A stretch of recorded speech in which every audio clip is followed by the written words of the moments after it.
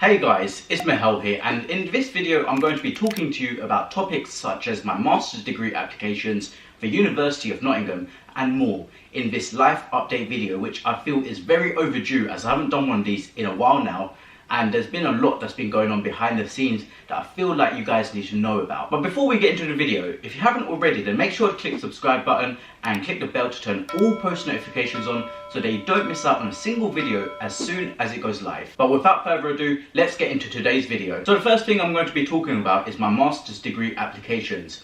If you didn't know already, I do want to study at postgraduate level, and I highly recommend that you check out the video in this corner in the info card where I talk about the universities that I want to apply for and the degrees that I want to apply for. Since then, a few things have changed, and that's what I'm going to be explaining now. So in that video, I put down Oxford, Birmingham, Warwick, Manchester, and one other uni, I believe, said that I'm going to be applying to those. I actually recently submitted my application off to the University of Birmingham, and I'm using this as a tester. What do you mean by this, Mahel?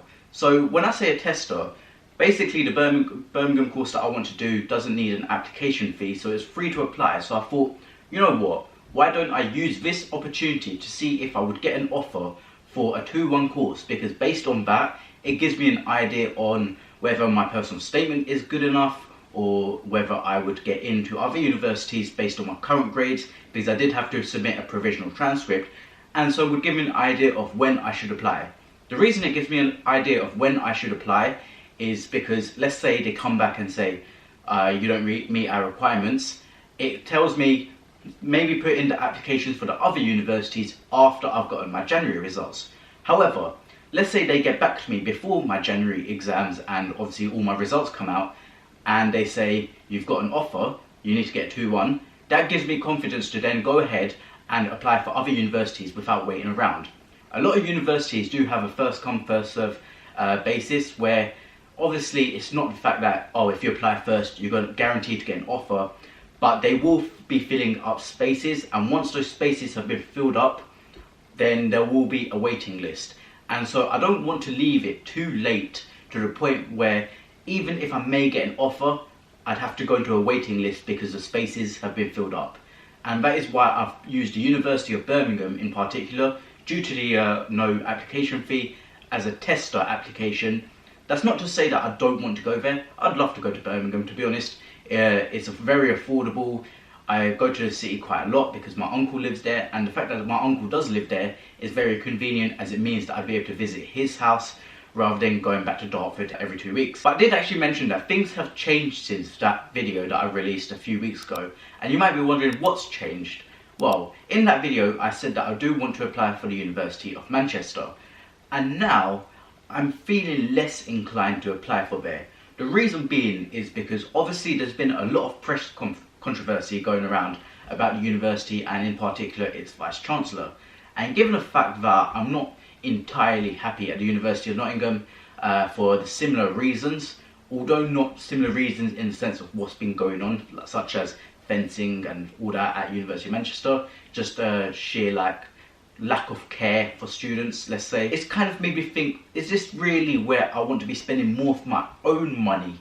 Because remember, although you do get a postgraduate loan, the loan is nowhere near what you would be getting as an undergraduate student, because as an undergraduate student you get your tuition fee loan and a separate maintenance loan.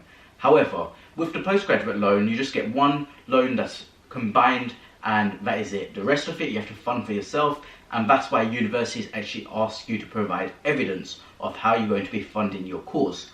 So given the fact that I'm going to be having to put more of my own money into a postgraduate course, with all of that that's been going on at Manchester, it's made me feel like, maybe this isn't where I want to apply for. Don't get me wrong, the university is very highly reputable. I think it's something like 26th in the QS World Rankings, which is phenomenal.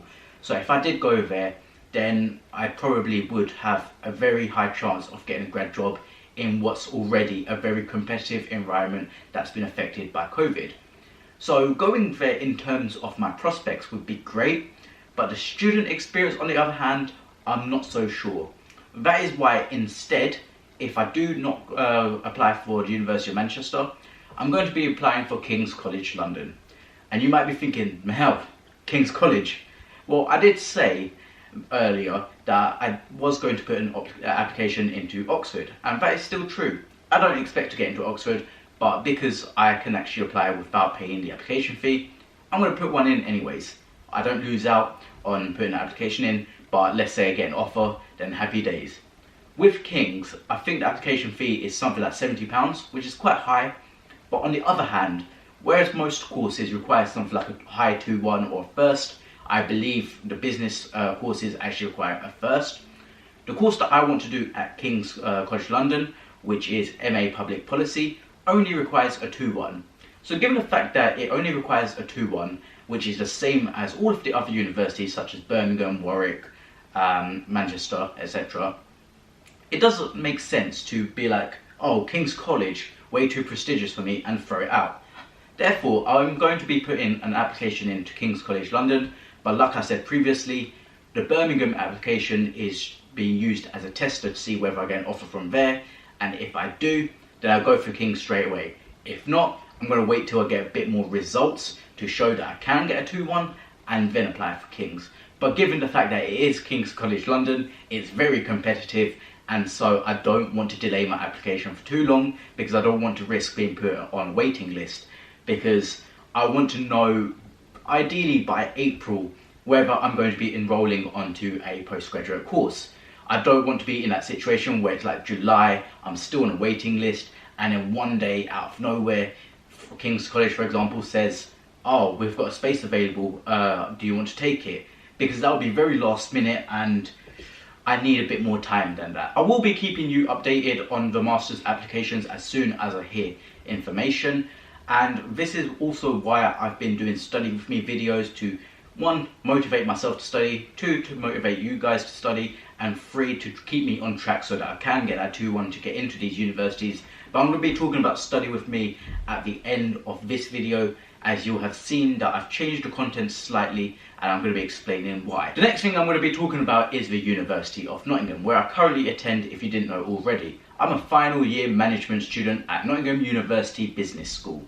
And the reason I want to talk about the university is because I need to tell you something, and this is purely for transparency's sake, because recently, let's say recently being since the start of the pandemic, I've been quite critical of the university, and at this moment, whilst I'm happy with the teaching, the way it's been delivered online, with the exception of one module in which I did submit feedback, don't worry, I submitted feedback for that module where I'm unhappy.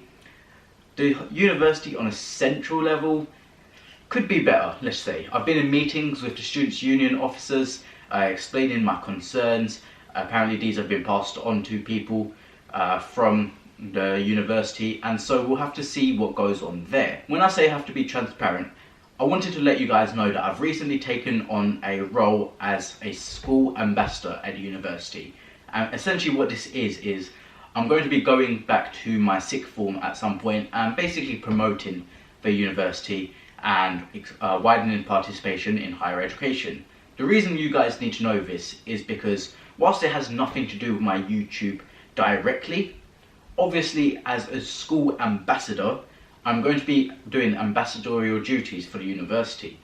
And so, whilst I can be critical on my YouTube channel about the university and say it how it is, I can't go completely off on the uni like I would want to, let's say, if something got really bad, because then it'd conflict with this ambassadorial duty. And so I should let you know now that whilst I will still be honest with you guys, let's say for example something happened at university which really annoyed me and I wanted to rant, like get an angry rant out, chances are something like that wouldn't be able to happen, not whilst I'm in this ambassadorial role. And I'm going to be in this role for until the end of the academic year from the looks of things, so it's looking a bit sticky on that side. But you have to also understand that I've got to do what I've got to do in terms of boosting my profile for master's applications, job applications, etc. And something like this would look great on my CV, but also I'd be able to gain experience within the education sector, which is something I've been wanting to do for quite a while now. As you can see, I am still at home and I don't think I'm going to be returning to university until the end of January. The reason I say end of January is because I'm going to be sitting my online exam. I only have one online exam. I'm going to be doing it from home. And so that might be in mid-January, and my gym membership at home expires on the 2nd of January. So there's no point in renewing my gym membership for, let's say, a month and then going back to uni for 2 weeks, especially considering my home gym is better than the uni gym, much better, no booking system or anything like that, but that's something I'll talk about in my semester review. I wouldn't want to waste it, and so I would stay for basically the whole month. So I'm thinking of going back to Nottingham somewhere around the 30th of January. But until then, I will still be making videos at home, university related content, as well as hopefully some A-level related content as well. So keep an eye out for that. And like I said before, if you haven't already subscribed, make sure to click the subscribe button and click the bell to turn all post notifications on so that you don't miss out on a single video as soon as it does go live. The next thing I'm going to be talking about is responding to comments. Now, I get a lot of questions on Instagram regarding university, A-levels, or just anything. And recently, I've been deciding not to answer these questions. And there's a reason for this. Whilst I answer YouTube comments, I basically answer 95% of my YouTube comments. The 5% either being silly ones or spam. I don't like to answer Instagram comments anymore. And the reason for this is because I feel a lot of people basically use and abuse. What I mean by this is that someone might follow me to ask a question, I'll help them out, and then they'll instantly unfollow after I've given them advice. And the part of this channel is to basically grow together as a community, and that is essentially free riding. So I haven't been answering questions on Instagram, and that is also down to the fact that if I've given them something, by them unfollowing me straight after, they've given me nothing in return, and if they wanted this advice from somewhere else, chances are they would have to pay. And you might be thinking, Mahel, not everything's not about money. Like, come on. And yeah, that is true. But at the same time, like I said, I do reply to comments on YouTube, because even if someone isn't subscribed to me on YouTube, comments actually boost your videos in the search. So indirectly, I get something out of it. It means my videos get more views, which in turn will help me grow in the long term. So what I've been thinking, to get around this and to really have people's questions answered if they want to ask something one-on-one, is I'm going to be launching channel memberships, which you'll be seeing next week, hopefully. So for £5 a month, you're going to be able to subscribe to this channel as a YouTube member, and there'll be a list of benefits that you'll be able to receive in return. From the top of my head, these benefits include being able to add me on PC and PlayStation to play with me, because I know a lot of you play games such as CSGO, FIFA, COD, etc. So you'll be able to add me on those platforms, and this will also unlock the ability to message me on Instagram to ask direct questions, whether it be about something like your personal statement, applying to university, UCAS, University of Nottingham, etc. This way, it doesn't really matter if you follow me on Instagram, because at the end of the day, I'm helping you because you're helping me, rather than I'm helping you and you're doing absolutely nothing for me. I like the feeling of a mutual benefit, and so it's really good that there is the possibility of having these memberships, because before I had to have 30,000 subscribers, but for some reason I'm able to do it now. So from next week I am going to be launching this, and I hope you do understand my reasoning for it. Last but not least, I'm going to be talking about Study With Me. Now, you have seen recently that I've been doing these real-time Study With Me videos, and these haven't been live. I've been pre-recording 1 hour Study With Me, and you might be wondering, why have you been doing this, Mahel? Why would I want to watch you study for 1 hour? This is a very valid question, and the reason being is because, one, by doing this, because I'm on camera the whole time, it forces me to study. I can't believe I'm saying that I have to make a YouTube video to make myself study, but it is the case. By being on camera and uploading something to YouTube, I have to be studying the whole time. I can't, for example, just pick up my phone mid-video and start texting someone. But So that is one thing. It's helping me personally get studying, because obviously I have coursework deadlines. I submitted 2 pieces of coursework this week. I've got 1 deadline next week as well, and then 2 in January. So quite a hectic schedule. And the other reason is because if you do actually search on YouTube, study with me real time, 1 hour, no music, then you'll see that these are very popular. And I'm just trying to explore different video ideas to get this channel growing, because like I said, I do want to grow as a community. I want to help you guys on your journey, whatever you're doing, whether it be A-levels or university or something else. And hopefully you guys can also help me to my journey for a 2-1 and getting into somewhere like King's College London.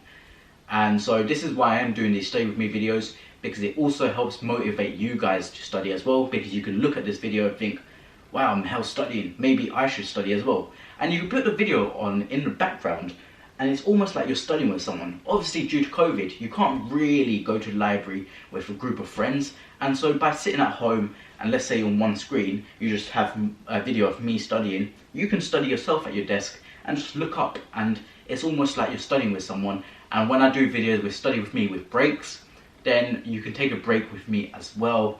And it's just a great idea in my opinion, and something I'm going to be integrating as part of my December schedule, where I'm going to be having Mondays and Fridays as Study With Me uploads, and Wednesdays and Sundays as regular uploads. I know this video is coming out on a Thursday. I've been really busy, I'm sorry, I've already failed Vlogmas, but just pretend that it's been released on a Wednesday. But that is going to be it for the video, guys and girls. I hope you did enjoy it, and I hope it has been insightful. If you did enjoy it, then make sure to leave a like and comment below what you thought, and let me know any other video ideas you'd like to see from me for the rest of December. Make sure to click the subscribe button and click the bell to turn all post notifications on if you haven't already. This ensures that you do not miss out a single video as soon as it goes live. Follow me on my social media handles, that's at Mahel Khan on Instagram, Snapchat and TikTok, at Mahel X on Twitter, and official Mahel Khan on Facebook. Those links will be in the description below as well. And I've been Mahel, giving you my life update and talking about things such as my postgraduate applications, the University of Nottingham and more. And I will see you in the next video. Peace.